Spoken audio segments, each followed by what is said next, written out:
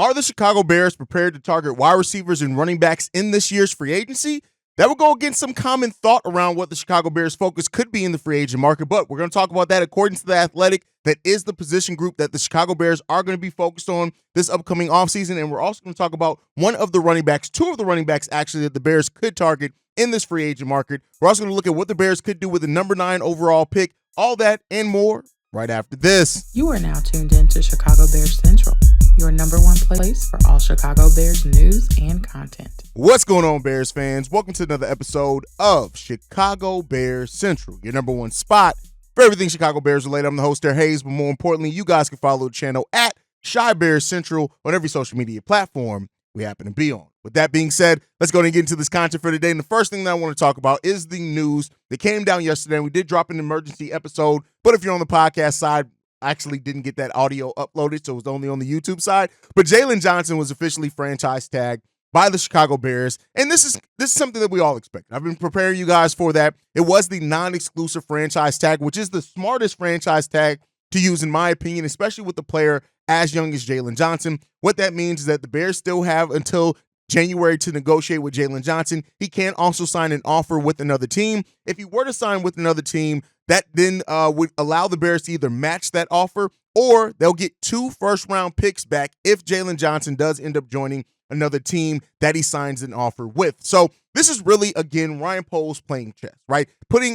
Making sure that regardless of what the outcome is, the Chicago Bears end up winning. Like, no matter what the outcome is, you either get 2 first-round picks for a young 25-year-old, or he'll be 25 by the start of the season, cornerback who has developed into one of the better cornerbacks in the game of football. You get 2 first-round picks for that, or you can negotiate a deal with him to where you're comfortable with that deal, or if he signs an offer sheet with another team, and that is the value that you see, and that is value worth paying him for, you get to match that. It's really a no-loss situation for the Chicago Bears, other than losing the talent, the proven talent that Jaylon Johnson already is.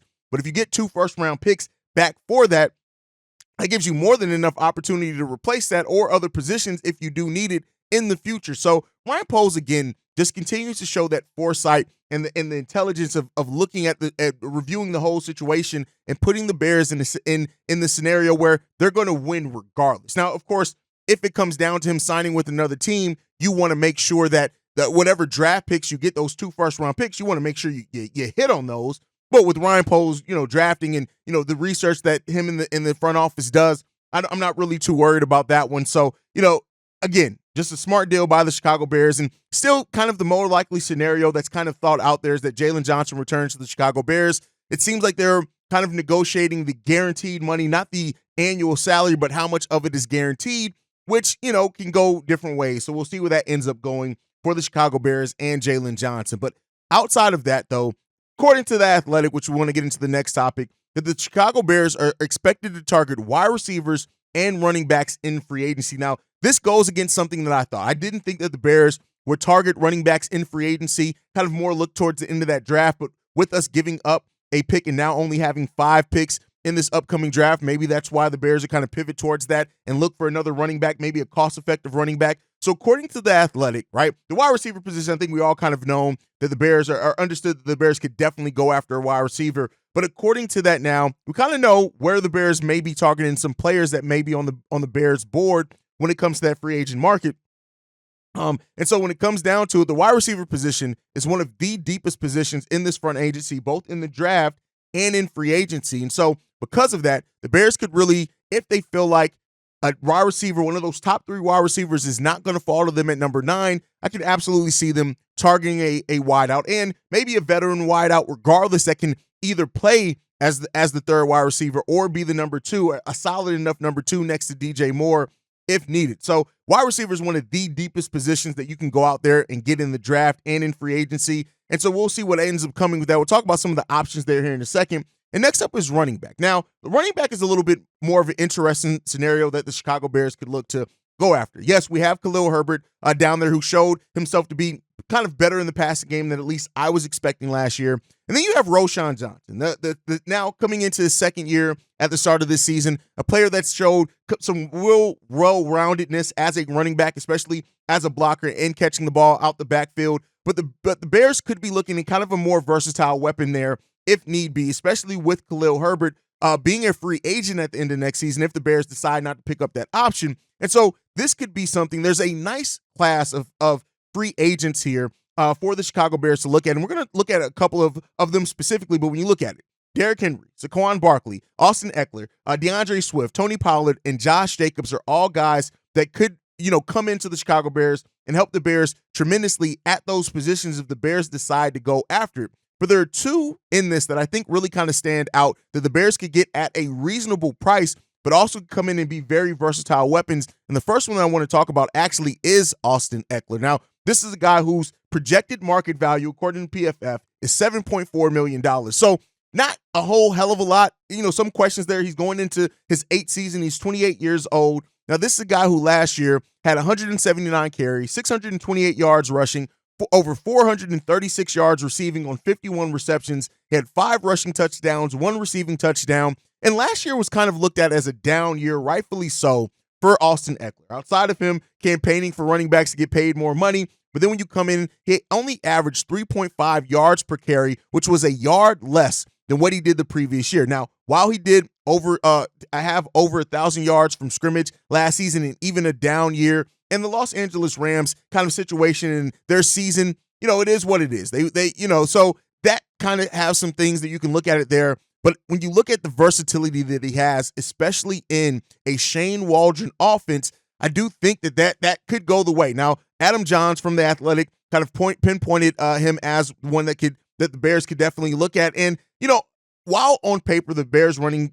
game has looked extremely well, we were second in the league in rushing rush yards per game last season at 141 last season. Then we were number 1 the year before that. But then a lot of that portion of that as well was because of Justin Fields. And if the Bears are moving on, not saying they are, if they are moving on from Justin Fields, you're going to maybe lose that dynamic, especially if you're, Caleb Williams, who can run as well, right? Can make some plays with his legs. He's going to be more of a pocket presence. So maybe the Bears are looking at that and saying, hey, we probably need to do something here with the running back situation. I've already talked about Daniel Lebu, who could be a option for the Bears in the draft as well. But listen, the fact that Austin Eckler in a down year had over 1,000 yards from scrimmage, the fact that he's a dual threat, regardless of how you look at it, he can be a reasonable, cost-effective on a 2-year deal as well. I like the potential of Austin Eckler coming to the Chicago Bears. But then there's another one, and this one came down from the Chicago Bears pod with J-Mac and Pat the Designer, where J-Mac said that he knows there's some mutual interest between Josh Jacobs and the Chicago Bears. Now, Josh Jacobs kind of fits more in line with the age range that Ryan Poles likes to sign players at. 26 years old, 5'10", 223 pounds. This is another guy that isn't really a huge dual threat game, but when you look at it last season, 800 yards in only 13 games last year, 6 rushing touchdowns. When you go to his last full year play, which was in 2022, 340 yards, 340 carries for 1,653 yards. That's an average of 4.9 yards per carry and 12 rushing touchdowns. Also, last season, again, only 13 games, 296 yards receiving on 54 targets, 37 receptions, no touchdowns. And then the prior year to that, his last fully healthy season, he had 53 receptions for 400 yards, no touchdowns in that one also, but that was an average of 7.5. So the fact that these two guys kind of fit what you would expect from a Shane Waldron, who, keep in mind, usually with a Shane Waldron offense, you have your 2 top wide receivers that get the majority of the targets, but then typically the third most targeted player has either been a running back or a tight end under Shane Waldron's system. Now, we already have Cole Kmet here, may even be looking for more depth at that tight end position. If you can lock in a dual threat running back as well for Shane Waldron's system, that could put you in a really good spot. And so those are kind of, when you look at it, I'm not too surprised at the Chicago Bears potentially targeting those two players. And I know some people are going to say, what about Saquon Barkley? That's also an option that the Bears could absolutely go in. But hey, we'll end up seeing what comes down to that. Now, there also are some free agents out there at the safety position that I haven't talked about before. One that I do want to mention is Xavier McKinley as well. Now, this is a guy that we know the Bears have to address that safety position with losing Eddie Jackson. And I think that he's a guy who can absolutely step in. He fits in free agency wise. He's one of the best fits when you look at as far as the the free agents available, I think there are really some good ones in the draft. 25 years old. He's coming off a season that had him having a coverage grade of 91.2 according to Pro Football Focus. This is a guy who can immediately come in and fill in what Eddie Jackson is leaving, and then pairing him with Jaquan Brisker. Listen, that is a safety duo paired with our cornerbacks as well that I would absolutely love to see the Chicago Bears do. So again, that's another one that I think. And then Kyle Duggar, this is a guy that Bobby has brought up multiple times as well. Now we kind of know where that's going on with that one. Now, they did place the transition tag on Kyle Duggar as well. So it's different than the franchise tag in the sense that he does have the opportunity to speak with other teams.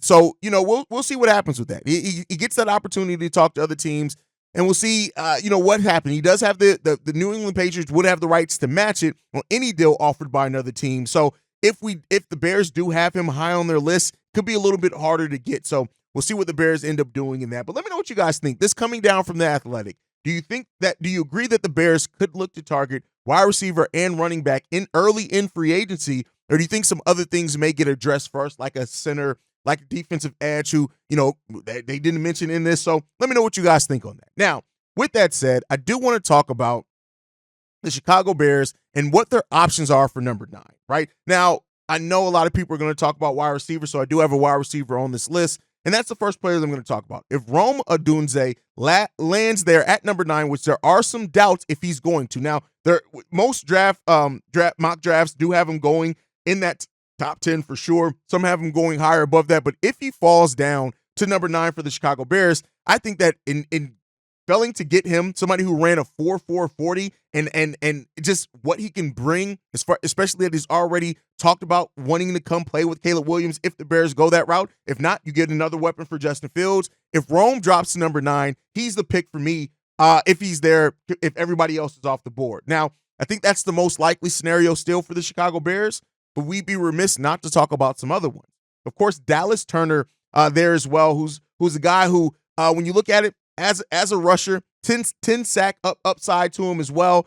His 40 yards dash time was almost that close to wide receivers. He had a 40-inch vertical as well, and at 127 broad jump. Listen, this is a guy who's a physical specimen, and his ability to get off the line of scrimmage and get to the quarterback could be something that you absolutely look to add to that defensive line. We already know, and if the rumors are to be true that the Bears are going to target kind of offense in free agency, getting this guy in the NFL draft can do wonders for you. And if Dallas Turner, who's already mocked to go to the Chicago Bears in some of these mocks, ends up happening, I think that it'd be the right one for the Chicago Bears. Now, again, some mocks have him dropping to 9. Some even have him dropping to 10. If not, it is what it is. But I do really like the option of Dallas Turner being there for the Chicago Bears. Now, another one that I've talked about a whole hell of a lot is Jared Verse. Now, when you look at it, he's heavier, 13 pounds heavier than Dallas Turner, but he has that same agility. Basically, he ran a 4.540, almost a 4.640. He had a vertical of 34 and the same broad jump as Dallas Turner with being heavier. And so when you look at the added strength that he has, as well as him being as agile as he is at that size, I think you can do a lot worse than bringing in Jared Verse. And to me, some mocks have that as a little bit of a reach for the Bears to draft him at number 9. Maybe they look to trade down in certain scenarios, but Jared Verse, to me, if you can pair him with Montez Sweat, you don't have to worry about your edges for a while now. At that point, you look at that interior defensive line, which you could go after other players there as well. But I really do like the aspect of Jared Verse being there for the Chicago Bears. And then the last one is Joe Alt. Now, there are some questions. He's a lock to go in the top 10. But if he falls to the Chicago Bears, considering he's a position of need, also can come in and push that offensive line overall. 6'8", 320 pounds. Even at his size, he ran a 540-yard dash. This is a guy who brings in the talent. He brings in the everything that you need, the work ethic, everything that I think to be an extremely good pick there for the Chicago Bears if he does fall to number 9. So, this is a lot of options that the Bears have to go over. And of course, we'll get more clarity on that as we go through free agency. But I do think that these are some of the names that you could hear called for the Chicago Bears at number 9 overall. And so listen, the Bears got to do their due diligence. And we know that Ryan Poles, Kevin Warren, these guys are going to review every single aspect and scenario before they make a final decision on what to do with that number 9 overall pick. But, whatever they do at number 1, I think these are picks that really help the Bears regardless of whatever they do with the number 1 overall pick. And, some opportunity to maybe trade down there at number 9 if they want to get more picks. I know a lot of people are saying, hey, the Bears need more picks. We've got more holes than 5 picks, but it comes down to it. Not every hole is going to be filled this offseason, and not every hole, even on top of that, is going to be filled in this draft. So we'll end up seeing what's going to happen when it comes down to it. But this is an exciting time to be a Chicago Bears fan. As we get closer to free agency, the names, the interest, those rumors are going to keep growing, and we'll see. And that's not to say that the Bears don't make some sense for Chris Jones, right? I know this is a name that a lot of people have talked about. We've even talked about it a little bit here. Chris Jones is one, though, that it really comes down to the money. And if Ryan Poles, considering what we've already lost now, we know that Jaylon Johnson is going to get at least the $19.8 million on his franchise tag. That cuts that Chicago Bears salary cap down to about $50 million. So, Chris Jones is going to take up a large portion of that if you were to sign Chris Jones. So, there's some doubt around that if that happens. Saquon Barkley, the same thing there. I know I talked a little bit about him and talking about the running backs. I don't see him taking a pay cut to come to the Chicago Bears or not getting the most money possible. So that's an option there. But another option at the defensive tackle is Christian Wilkins. And he's a guy that we talked about before as well. Played with the Miami Dolphins.